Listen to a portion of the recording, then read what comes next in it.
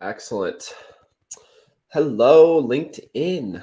Super excited for our conversation today with my man, Ben Schwartz here. Ben, why don't you introduce yourself, tell the people a little bit about what you do, and then we'll jump into our conversation today. Yeah, absolutely. Well, first and foremost, Daniel, thanks so much for having us. Super excited to be here.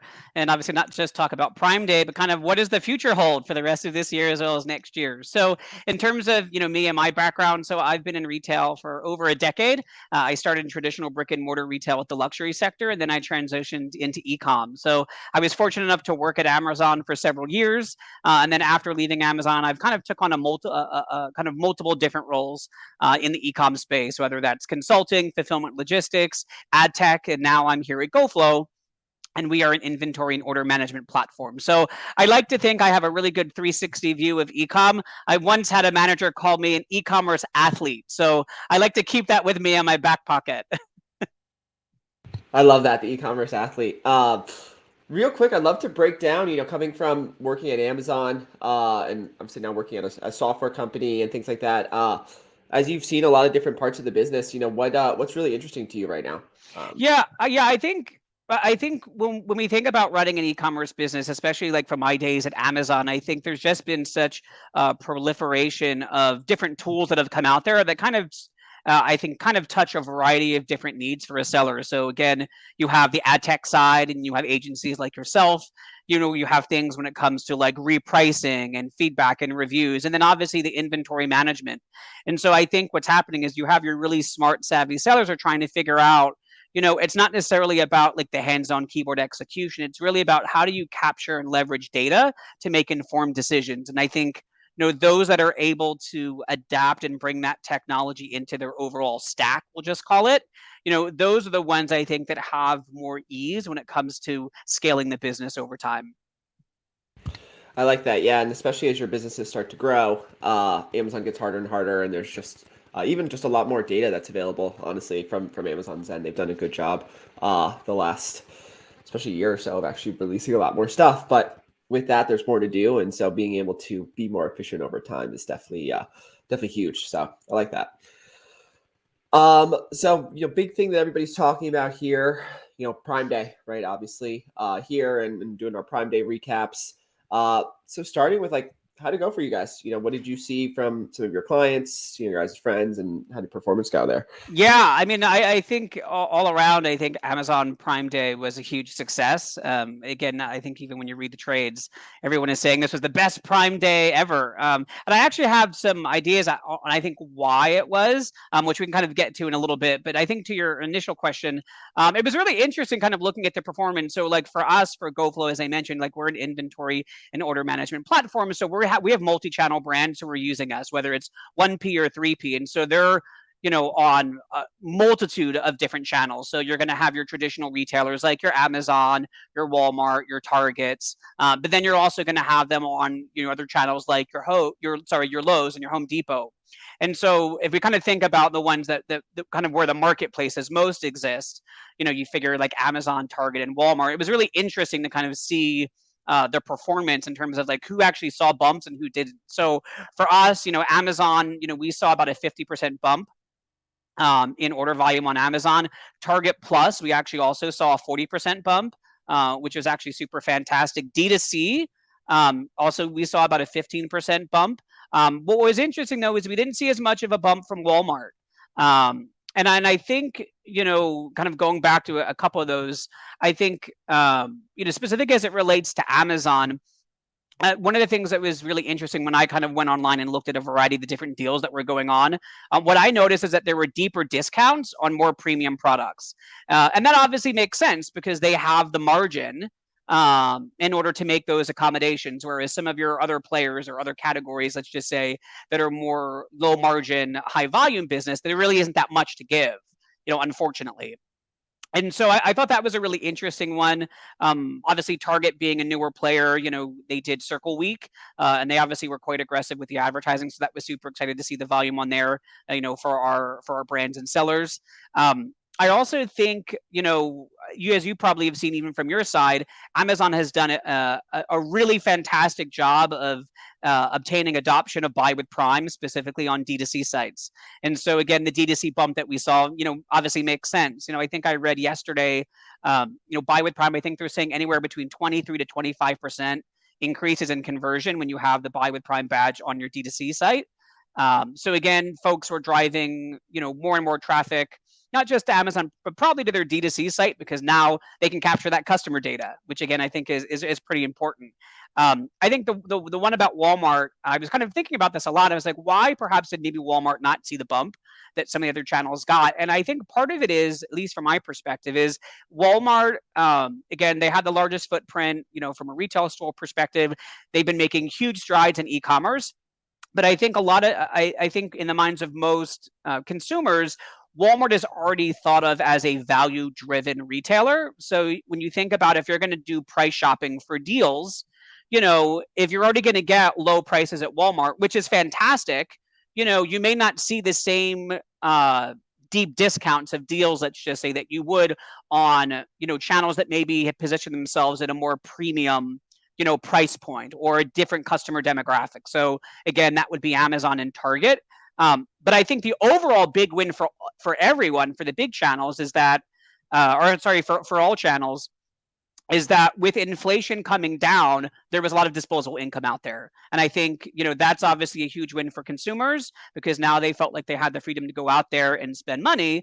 And at the same time, for those brands that either, were investing heavily, in these Prime Day events, regardless of the channel, or, were really trying to get, capture some more brand awareness, the eyeballs were there, as were the dollars. It's awesome. So much good stuff to unpack there on what you said. So start with, I think the best Prime Day ever was huge, right? Like, I think Amazon did their number one sales. Like you said, the analysts went pretty crazy on some of the trades just because of how much success Amazon brought in there. One thing that really caught my attention there was the Buy with Prime comment. I thought that was really interesting, seeing that big improvement to the overall conversion rate to a brand once they see or once brands add Buy with Prime to their actual .com. So I think that's really huge. Buy with Prime is obviously a newer feature for those in the audience that are not as aware that Amazon launched probably less than 12 months ago. There at this point, the idea is basically giving you access to one-click buy, right? So one of Amazon's big claim to fame, right, that was really huge, was the fact that you could one-click purchase directly, on page there. And so Buy with Prime kind of gives you like a two-click purchase, right? If you're logged in, there's a one click. If not, you have to log in, and then essentially through someone's own Shopify site or something like that, they're able to go ahead and purchase through Amazon's ordering sort of system there directly on their Shopify. So it's very interesting. I think that's definitely a contributor to what you mentioned there. I also liked the kind of comment in regards to like the high disposable incomes, right? Or available incomes rather. I think one of the things people don't think about right now is like, yes, there was a lot of talk about a recession. Does look like we're seeing a nice soft landing here at this point, especially based off our last jobs report. But people still have cash, right? And so that's why we saw our biggest Prime Day ever. I did also find it very interesting in regards to discounting for Prime Days. I want to unpack that a little bit as well here. So you mentioned that you actually saw a lot bigger discounts, particularly for higher price point items. I know when I looked at some of the kind of big data for Amazon, this was one of the most discounted events that they've ever done there in terms of brands actually really participating. And it looks like people really kind of resonated with that as well. I'm curious, on your end, did you see with the brands you guys work with a lot of deals being done there, or did performance get better or worse depending on if they were running deals for Prime Day? Yeah, I mean, I think to your point, a lot of folks were realizing that this was an area of opportunity to kind of capitalize on, especially, we have Black Friday, Cyber Monday, which will obviously be in the fall, but, now, Amazon essentially has created a holiday, in the summer, essentially. And so, with that, it really what it comes down to is that brands had to be really strategic and say, okay, what are the products maybe right now that it makes sense to do deals on, and then maybe perhaps hold back. on those products perhaps that maybe would be better served, during a different time of the year. So I'd say for us, it kind of varied by product category. I mean, like I said, the numbers didn't lie for us. They obviously all saw a huge bump in terms of the level of discount. I think a lot of it just depends on the available margin that they have. But then also, I think, what channels they're selling on. Because, when I think about, like I said, with our platform, we're an inventory and order management platform. And so, outside of promotions that you're running, as well as any pricing discounts perhaps that you're offering, you also have to be concerned about available stock. So, yes, you can have X amount of stock for an event, but again, once that event is over, there's always going to be that halo effect. And so you need to make sure that you have enough in order to sustain that. And so, when we think about brands, and we think about, at least for those folks who are using our platform, our brand, some of them own and operate their own warehouses. So again, maybe they're also using FBA, some are using a 3PL. So you really have to, they really had to put together strategic plans to be able to make sure that whatever orders they were coming in, whatever discounts they were offering, whatever advertising dollars that they were spending, it was being done wisely, because ultimately at the end of the day, that's going to impact the ROI of the actual event. And you have to look at that obviously at a channel level. Like, were you just doing discounts on Amazon, or were you also doing discounts on a Walmart or a Target Plus, or perhaps even on your own website? So I think, to your point, the pricing structures also kind of weigh into it when we think about like the seller fees and all that other stuff. But yes, to circle back on the original question, yes, our clients were offering deals, because we have folks across a variety of different categories. It just varied in terms of at what percentage. Awesome. No, that's super helpful information there. One thing I wanted to chat through, right? So you mentioned some of the other marketplaces, particularly Target, seeing a really, really nice increase in sales for the average seller there on Prime Day. Yeah. How do you, advise brands on managing some of those sort of external channels there, right? And where should you put your inventory when you're thinking about, events like this, and the fact that it could be tough? Is there things like software tools that actually help you to kind of manage that a little bit easier than trying to do it all manually? Yeah. Yeah, I think that's a great question. So, back in my days, so after I left Amazon, I actually worked for a really large 3P seller here in the US. We actually were multi-channel. We sold a variety of channels. I kind of really only managed the Amazon business. But one of the things that we did, and I would advise, and I also advise this when I was consulting, is you really need to create what I'd call like a customer profile at the channel level. And so in doing so, you can start to capture some of the data and understand where are orders coming in from, meaning location. Do you have customers perhaps maybe that are ordering a lot more in California? Well, again, if you're self-fulfilling your orders and you have your own warehouse, let's just say in New York, it's going to be incredibly expensive to continuously shipping that. You're going to lose margin. So at some point, you can start looking at data like that. You can also start looking at what products are selling well, or what brands are selling well on a given channel. And so when you start to kind of amass all of this data, then to your point, you can really start to make those strategic decisions, like from an inventory allocation perspective. But then also, how are you purchasing inventory, and how are you going to drive awareness from an ad dollar perspective? And so a platform like GoFlow, for example, what we do is we actually pull in a lot of all of these various data points. So, you can actually assign your warehouses to specific channels. You can actually, through reporting analytics that we have on our side, you can actually see not only at a channel level, but even at a product level, like what does the turn look like? How much inventory, do you currently have allocated? How much inventory is actually selling, on a weekly, on a monthly basis? If you're using, essentially a kind of our WMS functionality, especially for your own self-fulfillment, we have predictive purchasing. So there's a lot of different, technology within the platform that can kind of aid those decisions. I think the biggest thing that's really interesting to me, especially when you're multi-channel selling, and then also if you have distributed inventory, like I said, you're using WFS or maybe FBA, maybe you're using a 3PL, is your inventory health? Like, do you have too much inventory sitting somewhere that's not turning? Because at the end of the day, that inventory isn't turning, it's dead stock.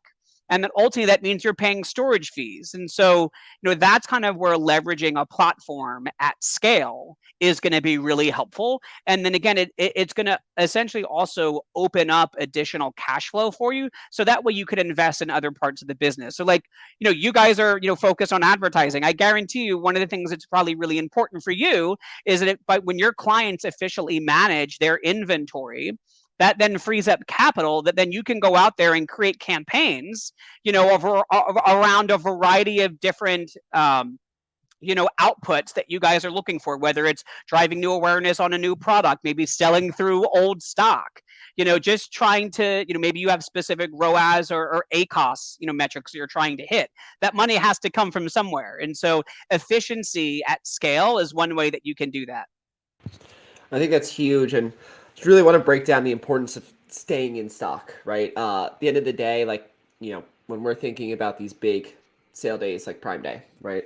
For us at Straight Up Growth, like Prime Week starts really 6 months before Prime Day actually happens, right? A big part of what we do is like when we're preparing for a high traffic date, particularly because we like to focus on new customer acquisition. One of the big things we're going to try to do is jack up our organic rankings, particularly before a peak event, right? And so a big driver of that is going to be things like ad spend there. So we're probably spending more than we normally would, right? We're going to be a little bit more aggressive with some of our sort of ranking efforts there.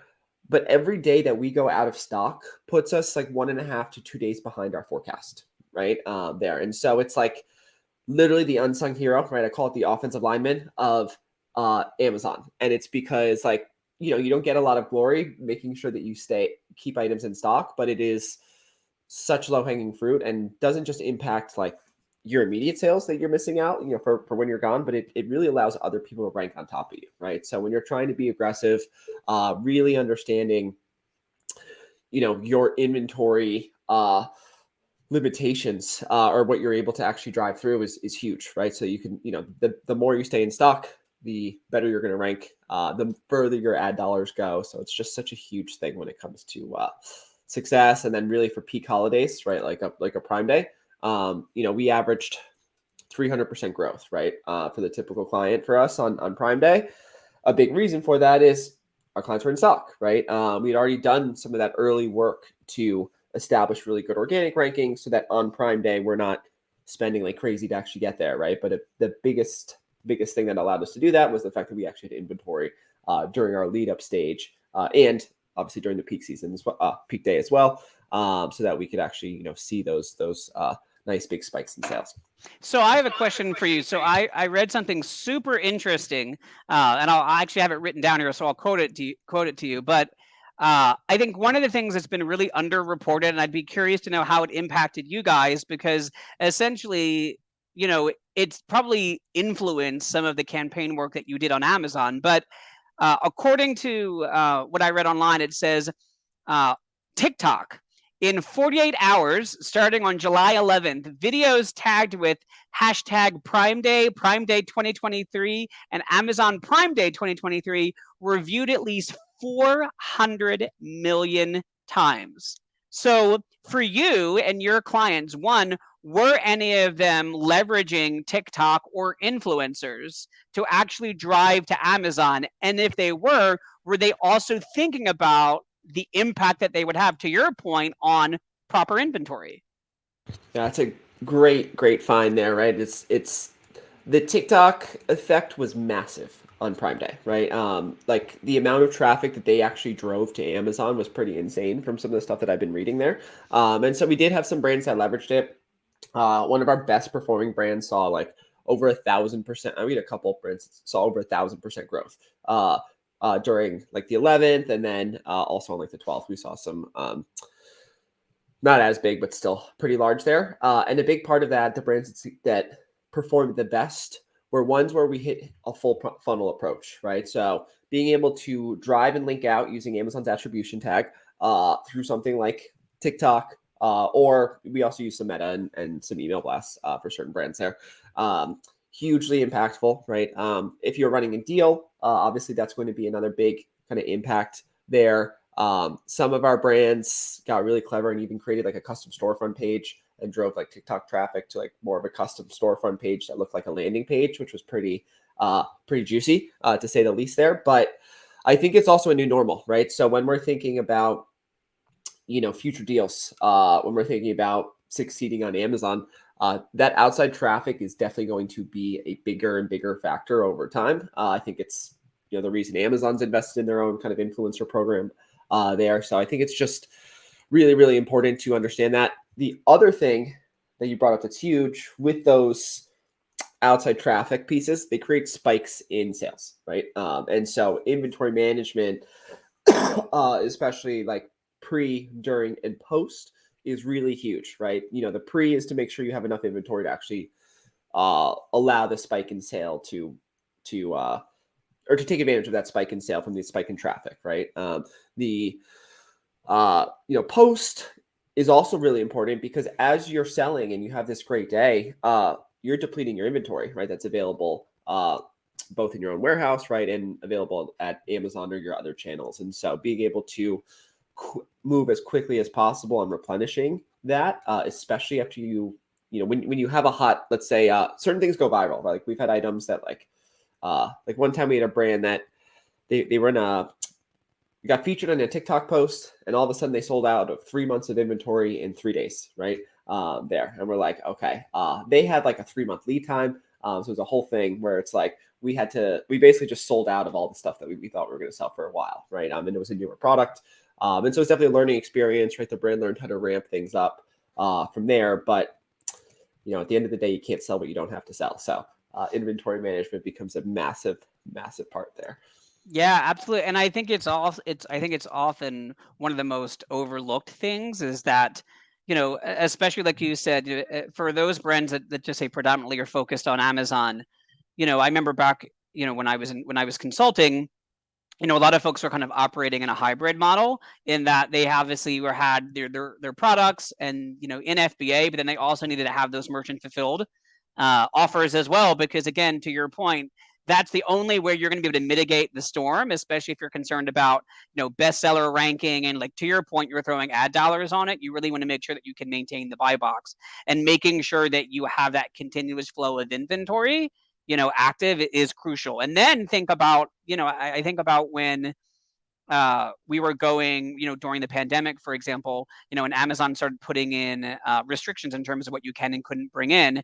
That was really, I mean, it was pretty monumental if you think about it for brands, because at that point, a lot of brands, for example, have a significant amount of their business, tied to Amazon. And so, kind of going back to, the importance of going multi-channel, it's really that you have to really think about diversification, because I think that what's interesting is with more and more marketplaces, popping up, outside of, Walmart and Target Plus and several of these others, the customers that are shopping there are different. They are not the same customer. And so I can imagine, for you as, as an advertising agency, really making sure that if you have somebody who's on multiple channels, making sure that you're not spending the same money reaching the same customer. You really want to make sure that you're essentially tapping in to a new customer, because really at the end of the day, that's what's going to help you maximize the return.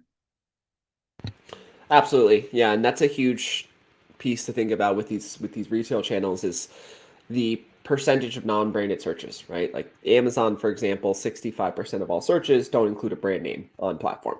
And so the majority of searches is due to brand there. And so when you're thinking about product discovery and obviously multiple marketplaces, it definitely enables you to see some success at your ultimate goals, right? And what I'll say is like not every product is going to succeed on every single platform there. And I think that's an important piece to know when you start using different platforms, is to try to figure out which ones do work for you, right? But the more that you're managing, right, obviously there's different components and things like that that you have to manage for each platform. And so just thinking about like trying to make those things more efficient, right? If you're going to take the effort to make a Target Plus account, right, and list your products, but then you're not staying in stock, right? It's really not a proper effort there too. So you want to make sure that you are definitely giving things your best shot when you do jump in there, especially given the fact that we actually are seeing, some incrementality in brands when they start activating some of those other channels. I really loved that that Target Plus stat was interesting in regards to that lift. I didn't realize they saw such a lift this year. That was great.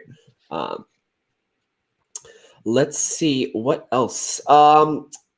Do we think that there's going to be a fall Prime Day this year? I'm kind of torn on it in terms of, I mean, if we think about the origin of Prime Day Part 2, and keep me honest here, but if I remember correctly, the reason why there was a fall Prime Day is when the pandemic hit, Amazon was still kind of tackling with the fulfillment logistics side of getting products in and getting products out. And again, they made a business decision that rather than holding it in July, they pushed it to the fall. And so I think during that time in which we were living in, it made sense. But now that we've somewhat, let's just say, returned back to the norm, I'm not necessarily sold that it's really needed anymore, because I think one of the biggest problems that I think that it creates for brands is kind of twofold. One, you're going to be focused on that point at Q4. So Black Friday, Cyber Monday. And so all of the inventory that you will have needed for Q4, you probably start placing that inventory and those orders, again, depending on the product category. But a lot of that planning can start anywhere a year in advance, and then maybe on the more aggressive, maybe, in Q2, so about, 6 months out. And so, with doing that, then you also start to build a promotional calendar around that. So what does that mean in terms of ad budget? So if all of a sudden now you start having Prime Day Part 2, one, you're going to cannibalize any of the work that you've done in Black Friday, Cyber Monday, and the rest of the year. But at the other time, it's only a few months after, Prime Day Part 1. So, one of the questions that I would have is, what exactly are people going to buy on a Prime Day Part 2? I mean, when I think about Black Friday, Cyber Monday, essentially the big purchases that folks are making, they're buying electronics, they're buying apparel, they're buying toys. And so if those folks are still going to traditionally buy it and Black Friday, Cyber Monday, and there's a Prime Day Part 2, does that mean you essentially move all those deals up, and then going back to like the inventory point, sell out of everything at a Prime Day Part 2 and then not have enough stock for Black Friday, Cyber Monday?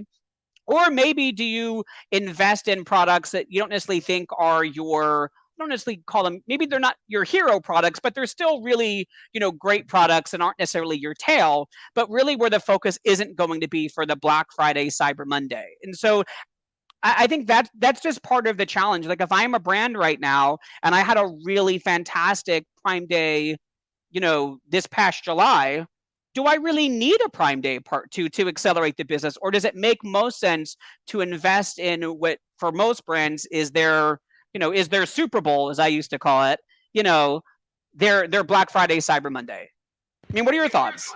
Yeah, no, I love how you broke that down. So I'll break down two parts, right? So I think the first, if I think it's going to happen again this year, I do say yes this year, and I'll tell you why. So I think one of the issues, which you nailed, right, is that Amazon does the inventory management part is really hard, even from Amazon, right? Like anyone that's sold on Amazon for a few years, you'll know like getting product into Amazon in Q4 is so bad, right? Especially because of like once November hits, like post Black Friday, Cyber Monday, it's almost impossible to get inventory into Amazon.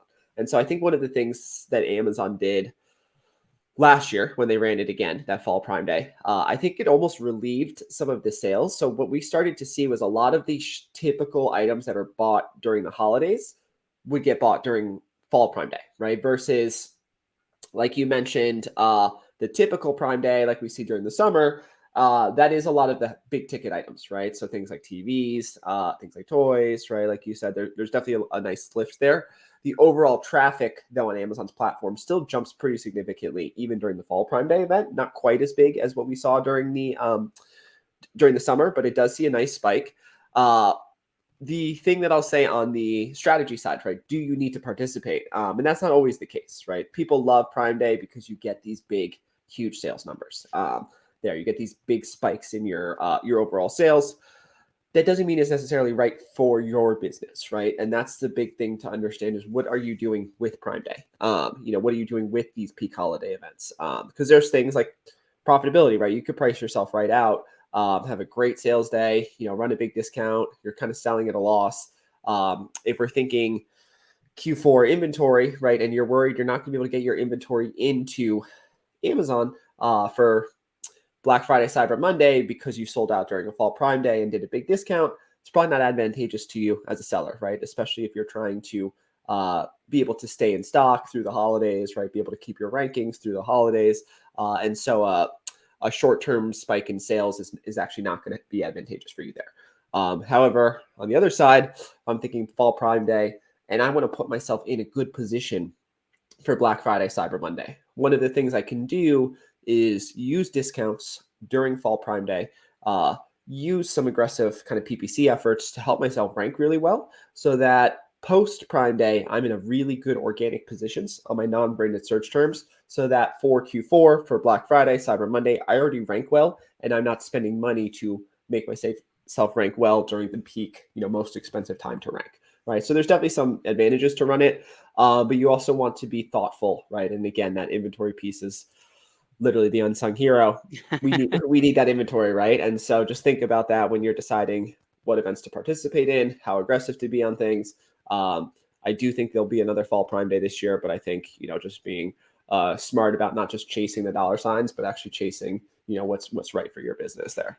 So here's a follow-up then. So how do you think the other retailers are going to react? Do you think that they're going to try to dip their toe in the water? I mean, I was just another stat I came across, which I thought was super interesting.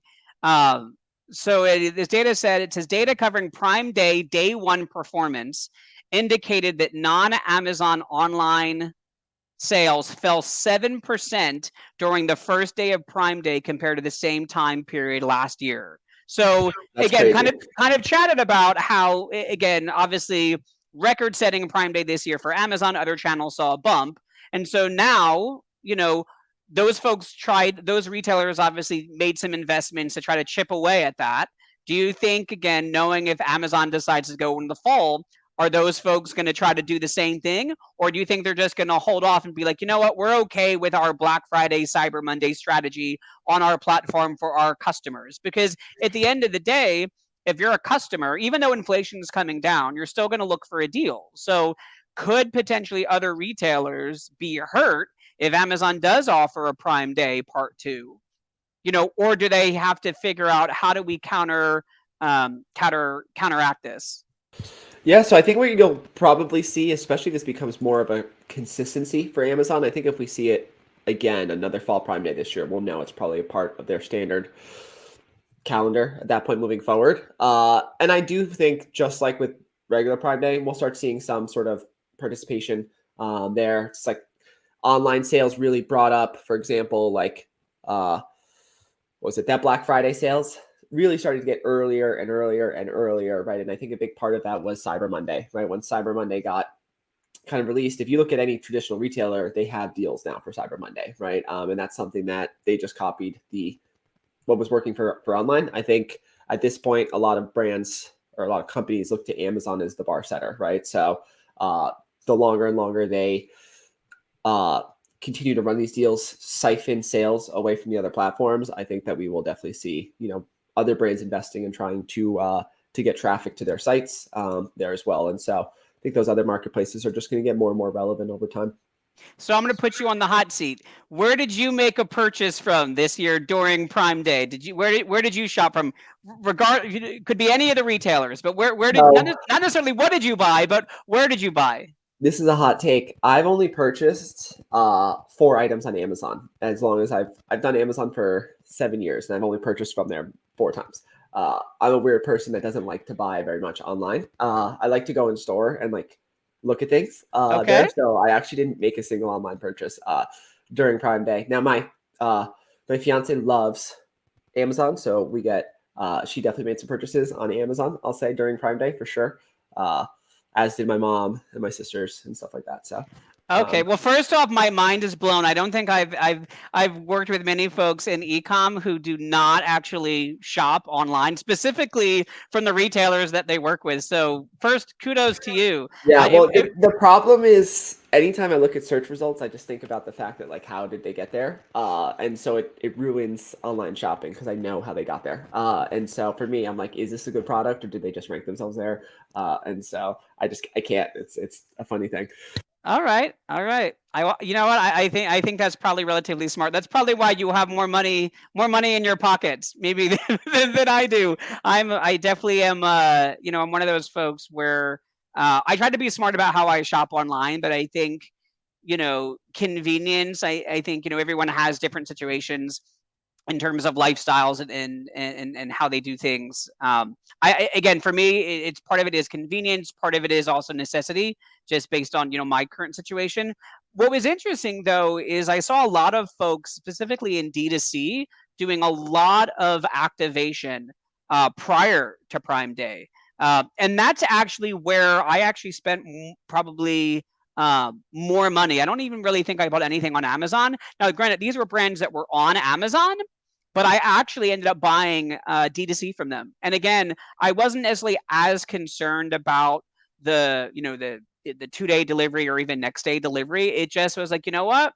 I actually like the brand. They were smart in the way they reached out to me. It was, a competitive pricing.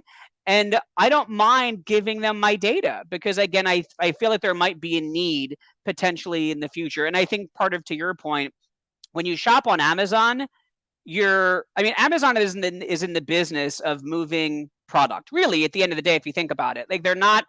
Yes, they have their Amazon branded products, but really they've mastered fulfillment and logistics. But as a brand, you don't ever really own that customer relationship, and so I think that's why D2C is so important. And for me, if I have the ability to buy directly from a brand and establish a relationship with them, I'm okay with that. I love that. No, I think that's it's a huge part, right? Everybody is their own. There's a lot of different consumer types, right? And setting yourself up for your target audience is really huge, right? And just understanding what works. And obviously that brand did a good job, and we definitely do see a lot more of that too with brands reaching out during Prime Day and doing their own sales on their own Shopify sites and things like that is definitely something that I've seen work really really well for folks like Ben, which we love. You're Well, like he's an cool. easy. You're like he's an easy mark, right? Yeah, exactly. Ben the sucker. Just kidding. Well, cool. Well, I've really been enjoying our conversation today. I think I usually like to kind of end these off with sort of the best advice you would give to somebody who's selling, online right now, in regards to other marketplaces. What should they be thinking about when they're trying to get to those other channels? Like what's the channel they should look at? How do they consider where to start? Things like that. I would love to hear some input from you there. Yeah, I think kind of goes back to what I said before is so when you think about your business, you think about your products, thinking about what are the various different distribution channels that make sense to reach your end customers. So there's a variety of different reasons why maybe you would enter a certain channel. Maybe it's because there's a lack of competitive assortment. And so that's obviously then a unique opportunity for you to kind of enter, and own that particular white space. I think also though, when you think about, channel expansion at scale, it's how are you going to manage it? Because to your point, we've already chatted about your expertise is obviously on the advertising side. For us here at Goflow, we're on the inventory, order management, and even like supply chain side. And so you really need to make sure that you have the fundamentals down, maybe perhaps on your primary channel, and then also understand how do you have to iterate that to expand to other channels, because there is no, one size fits all playbook. And so I think part of it is that one, doing research. And so whether it's, you're on Amazon, you want to expand to, Walmart, you want to expand to Target Plus, like who is that customer? Are they different from the other customers I'm reaching elsewhere? What does current assortment currently look like? What are the levers that I can actually pull on that specific channel to actually grow the business? Again, algorithms different, marketing levers different, fulfillment methods are different. And then also, I think understanding, not only kind of what your particular products are, but ultimately how are they selling? So I'm a big fan of data. So if I was a multi-channel seller right now, I would kind of dive into, at a channel level, what products are selling well on which channels, and am I under investing perhaps in certain products? Am I over investing in certain products? How are these same products, selling across all of these different channels? And then ultimately, how is that going to inform my strategy in terms of where I need to pivot, or where maybe perhaps I need to pull back? And so I think I think that's like the number one crucial thing. And then also start to build up a profile. And so that way you understand that as you evaluate, new marketplaces, or you audit existing marketplaces, are they meeting the objectives and the outputs that you've set forth for yourself? And I think that's really the crucial thing. And what I would say is leveraging technology to do it is going to be the most efficient way. I mean, we've all, back in the day, we've operated, off of spreadsheets. And I think part of the challenge is that if you are multi-channel, you're using a variety of platforms. You're going into Amazon Seller Central. You're going into, Walmart Seller Central. You're going into, Target Pluses or eBay's or Shopify's. But you can't really, analyze the data at scale in that way. It's just not sustainable. And so you really want to bring together all of these insights into a singular, platform or UI, and then, be able to dive into the reporting and really understand at a really granular level, really what is going on, because more than one team is going to benefit from it. A partner like Straight Up Growth is going to want to understand that data, because you can then plan more efficiently when it comes to campaigns. But diving into the, how your inventory currently is working for you or against you is going to inform your supply chain team. Are we over ordering inventory? Are we under ordering inventory? Your merchandising team is going to want to know, like, hey, if we have all this inventory, do we need to go back in and look at pricing? Do we need to go and look at our PDP pages? So all these different things need to come together. And I think the savvy sellers that have been able to master that and find those tech tools, and build up that stack that best serves the business and gives them the visibility, those are the ones I think that are going to be successful, moving forward. And I think that's what really excites me about this space, is that there's lots of really great companies that are out there that are doing really great work. And I think it's our job, Goflow, Straight Up Growth, to make sure that we're always keeping our clients in mind and providing the best service that we can, because when they win, we win. I love that. Just super, super solid advice. Ben, it was so wonderful having you on today. We're gonna have links for Ben from GoFlow here as well, so you'll be able to reach him directly there. Any other places, Ben, that they should be looking out for you other than the links? Yeah, so I'd say LinkedIn, feel free to reach out. And then, also you can go to goflow.com.